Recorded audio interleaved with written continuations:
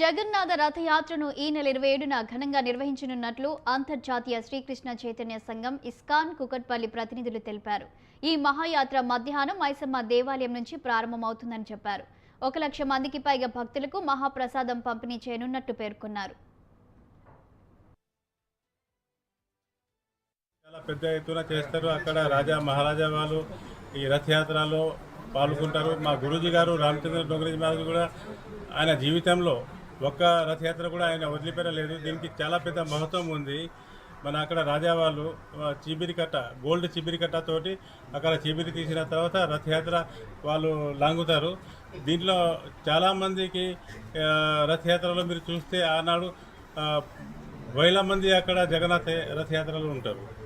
అయితే మన ISKCON temple ద్వారా ఇక్కడ హైదరాబాద్లో 27వ తారీఖున మధ్యాహ్నము 2:30కు ఇక్కడ రథయాత్ర స్టార్ట్ చేస్తాను. మల్లికార్జున స్వామి టెంపుల్ నుంచి వివేకానంద కాలనీ నుంచి జగన్నాథ్ టెంపుల్ దాకా. అయితే మా అందరి కోరిక దీంట్లో చాలామంది దీంట్లో పాల్గొవాలి. మా సమాజ వాళ్ళందరూ వస్తారు. ఇక్కడ నుంచి మన అంజనీ కుమార్ వాళ్ళ అగర్వాల్